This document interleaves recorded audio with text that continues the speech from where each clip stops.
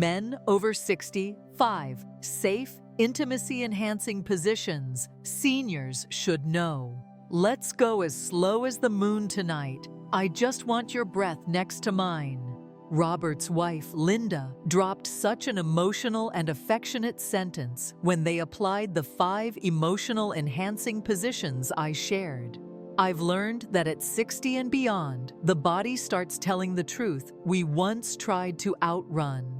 It speaks in little tugs behind the knee, a whisper in the lower back, a breath that's not quite as deep as it used to be. But it also tells another truth many men miss. Pleasure doesn't leave, it just changes its route. If this speaks to you, stay with me to the end. You might hear your own life in Robert's story, and I'd love to know what part resonates most. Robert is 64, broad shoulders from a lifetime of honest work, hands that still find the right wrench without looking.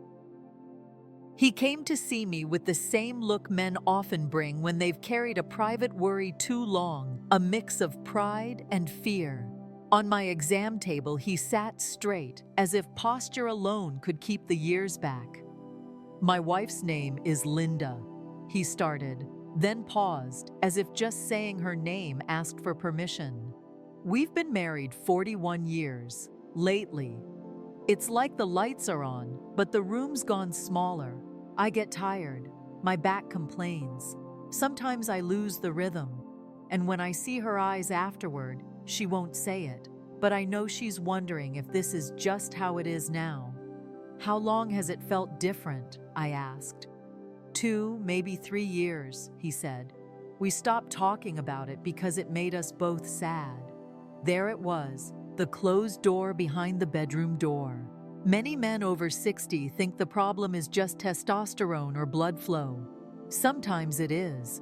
Often it's also knees, hips, breathing, expectations, and the way we try to do at 60 what we did at 30. What worked as a sprint no longer fits a body that prefers a walk with pauses. I explained what time does in our favor and against it. Muscles lose a bit of elasticity. Joints protest certain angles. Circulation takes a longer path. Nerves need a steadier rhythm to send pleasure up the spine. But none of this means less joy. It means more wisdom. Pleasure becomes less about force and more about fit, less about performance and more about presence. "You're not broken," I told him. "You just need positions that match the body you have now, not the one you used to pilot." Robert listened like he was taking apart an engine in his head.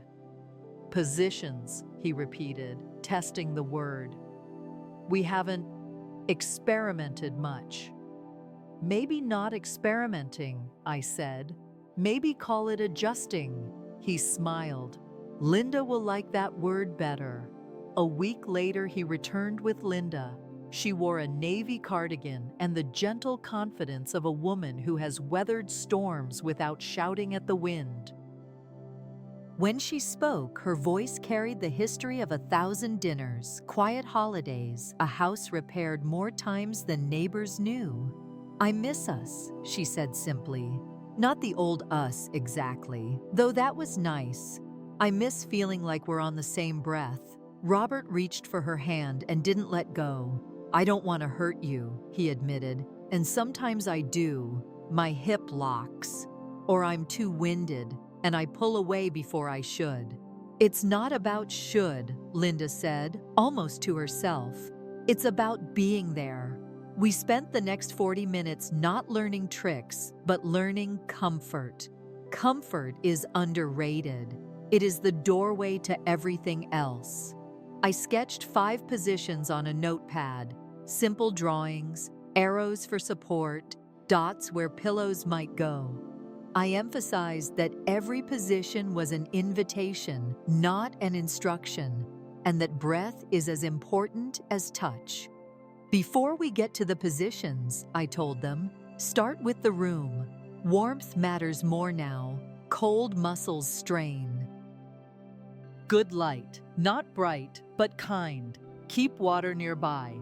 Consider a soft playlist that's familiar, not distracting, and promise each other you can stop at any moment without anyone feeling like they failed. Failure doesn't happen if you're learning. They nodded. They were very good students. 1. Side by side, facing each other. Think of this as the heart-to-heart, I said. Both of you lie on your sides, facing each other, knees slightly bent. Put a pillow between Robert's knees if his hip complains. Another flat pillow under his neck so he doesn't crane forward. Hands free to explore. Faces close enough to read emotion without guessing. Robert tilted his head. Isn't that less intensity? Often it's more, I said. Because you'll breathe together, because nothing in your lower back is screaming, because you can pause and whisper without losing the moment. This position favors men who need steadier rhythm and less torque on the spine. Linda smiled. I like the whispering part. Try this, I added. 3 breaths in sync before you move. In through the nose, out like you're fogging a window. Count them together. Slow starts help the nerves tune in so you don't sprint past sensation. Robert wrote 3 breaths in block letters. 2, seated embrace, eyes and arms. Now imagine you're slow dancing while sitting, I continued. Robert sits on a firm edge, sturdy chair, or the bed with pillows behind his lower back, feet flat. Linda, you sit facing him, legs wherever they're comfortable, arms free for a full embrace. Robert's eyebrows went up. That seems close. That's the point, I said. It reduces pressure on your knees and spine. You control the angle and pace, and your eyes can do half the talking. You'll also notice your hands have more to do, supporting, guiding, reassuring. Linda blushed softly. I think the chair in our room will work. Good, I said. Keep a cushion behind Robert so his pelvis tilts slightly forward, protecting the lumbar spine. Small changes mean big comfort. 3. Spooning, the quiet river. Both of you lie on your sides, same direction, with Robert behind, I explained. 1 pillow under Robert's head, 1 between his knees, and a folded towel under his top hip if needed. Linda, you can lead the rhythm here. Robert, you focus on steady breath and relaxed shoulders. It seems gentle, Linda said. Gentle doesn't mean less, I replied. It means sustainable. Many of my patients with cardiac history do well here because they can modulate effort and pause for a kiss to the shoulder. It's a position of trust. You hear each other breathe, and that becomes the metronome. Robert nodded. I sometimes chase the moment and lose it. This sounds like it keeps me honest. It does, I said. Your nervous system calms when you feel aligned. Then, sensation has room. 4. Reclined support, half lying, half held. For nights when the back is grumpy, I continued, prop Robert at a 45-degree angle. Stack pillows or use an adjustable bed. His weight goes into the support, not the muscles. Linda, you choose how to join, so both of you feel steady. This is the no heroics position. Fewer demands on stamina, more time for noticing. Robert looked at Linda. We could try the reading pillows. We will, she said, and I'll put the soft blanket behind your lower back like he's showing. In this position, I added, think of touch as a conversation. Longer, slower strokes along the rib cage or inner arm send calming signals up the vagus nerve. Calmer bodies feel more. 5. Knee-friendly. Pillows are tools, not crutches. Finally, I said, make friends with pillows. Place one under each knee if kneeling is involved, or under the hips to change angle without strain. If a knee protests, change the height of the pillow by folding it. You're architects. Angles build comfort, and comfort builds pleasure. When the body feels safe, it allows intensity. Robert laughed. Pillow City, he wrote. Exactly, I said. A small towel under the ankles can stop calf cramping. A warmed pillowcase reduces muscle guarding. None of this is fancy, it's just kind. We talked about breath. In for 4, out for 6. Longer exhales cue the parasympathetic system, the one that says, you're safe, you can feel. We talked about pacing. Explore for 6 minutes before any goal. We talked about breaks. Water sips are not interruptions. They're reminders you're human. And we talked about the thing that revives desire at 60 more than any medicine. Words. Not elaborate scripts, just simple weather reports of the body. This pace is nice. That angle eases my hip. Stay here. More of that. The body opens to guidance like a seed to rain. When they stood to leave, Linda squeezed my hand. Thank you for giving us permission, she said. It's strange. We needed a doctor to tell us we're allowed to be gentle. You're allowed to be anything that's kind, I said, and kind is often where the fireworks hide. 2 weeks later, a voicemail. Robert's voice was brighter, a touch of disbelief behind it. Doc, we tried the side-by-side and the seated one. What did you call it? Seated embrace? We went slower. We breathed. And it was good. Not just physically. I felt present. We both did. Linda cried afterward, but the good kind. They returned a month after that. Robert wore a blue shirt that made his eyes look like a summer sky before a storm. Linda carried a small notebook with a ribbon. She had written headings: what felt good, what to try, what to say. We made a rule, she said. We talk about it the next morning over coffee. In sunlight, it's easier to be honest. Robert cleared his throat.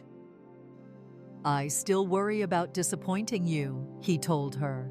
You can't disappoint me if you're with me, she said. Even our pauses are part of the music. He looked at me. Is it normal, he asked, that things feel deeper but less explosive? It's common, I replied.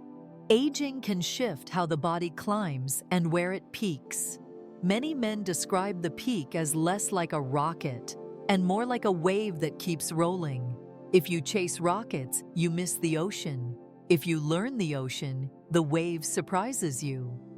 Linda smiled at the metaphor. I like the ocean, she said.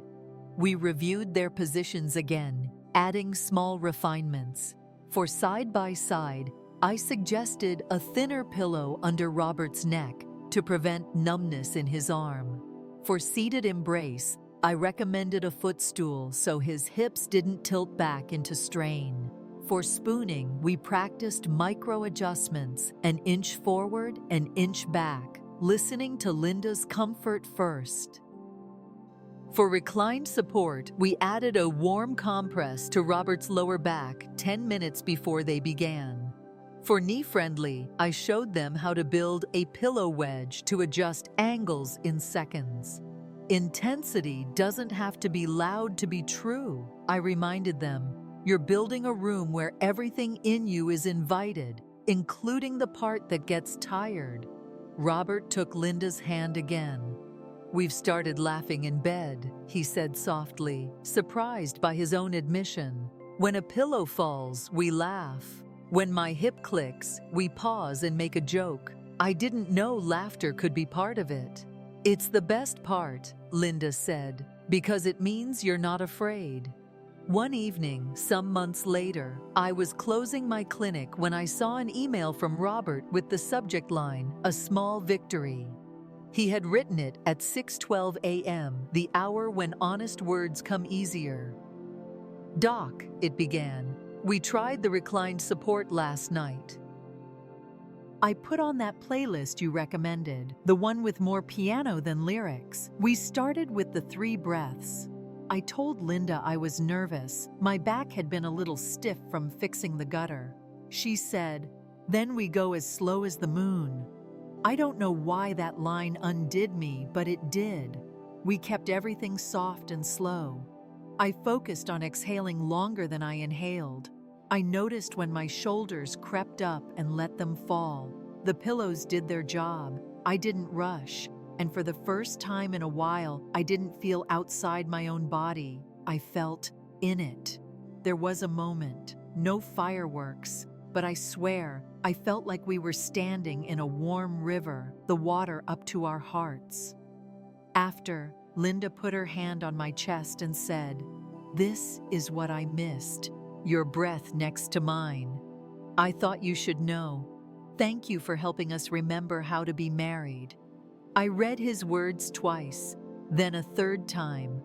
In the great ledger of medicine, victories like these rarely make headlines.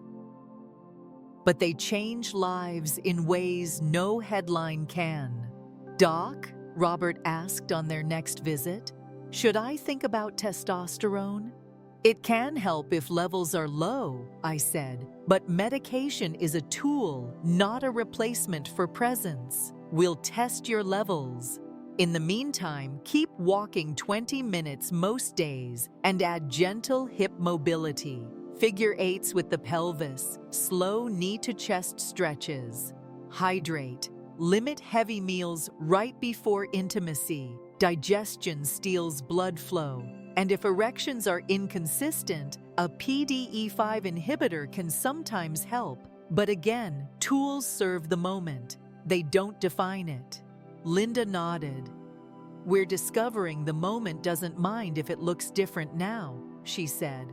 "That's the secret most people don't tell you," I replied. "Pleasure grows up with us if we let it." We also spoke about safety. If you've had recent cardiac events, talk with your doctor before increasing activity in the bedroom. Intimacy is exertion, but it's also medicine when well-paced. If a hip or knee has been replaced, mind external rotation. Add pillows to prevent strain. If pain interrupts, stop, not as defeat, but as wisdom. Robert made more notes. He had become an apprentice to his own well-being. Before they left, I said something I mean with all my patience. Stay curious. Curiosity is the engine of desire. He smiled. "And pillows," he said, holding up his notebook like a badge. "Don't forget pillows." We all laughed. I sometimes think about the photo they showed me months later. 2 ceramic mugs sitting on a small blue table, early morning light across the surface, a folded napkin where Linda writes their "what we noticed" notes in pencil. The mugs aren't fancy, the table is nicked, but the light is beautiful. That's how intimacy looks after 60, when you let it be ordinary and luminous at once. If any part of Robert and Linda's journey feels familiar, consider trying one of those positions this week. The simplest one, the side-by-side, without a goal except to breathe together and talk honestly about what feels kind. And if you know someone who might benefit, pass this along. Sometimes people just need a gentle door to open before they step through. There's a last scene I want to leave you with. Robert told me about a Saturday night when the house was quiet, the clock soft in the hallway, the window cracked to let in the meadow smell. He and Linda began with the spooning position, the quiet river. He rested his palm along her forearm and matched her breath. Minutes passed without hurry. He noticed a place in his back trying to clench and let it unclench. Linda adjusted an inch and then another. They moved as if rolling a small boat across still water, hardly any wake. At some point, the goal they might have carried in younger years dissolved, and something else took its place, an awareness that they were making a room inside the moment where both could be exactly as they were. Later, when they lay there in the soft after silence, Linda turned and pressed her forehead to his. "I didn't know," she whispered, "that we could feel this close again." Robert answered with something only couples who have stayed promise after promise can say without words. He squeezed her hand, the same hand he had held in waiting rooms, on sidewalks, in grocery store lines, at their son's graduation, at his father's funeral. And she squeezed back. "If you try any of what you've heard today, tell me what surprised you most, not just in your body, but in your heart. Your story may be the lantern someone else needs for their next step in the dark. And remember, your body hasn't left you. It's inviting you to find new ways home."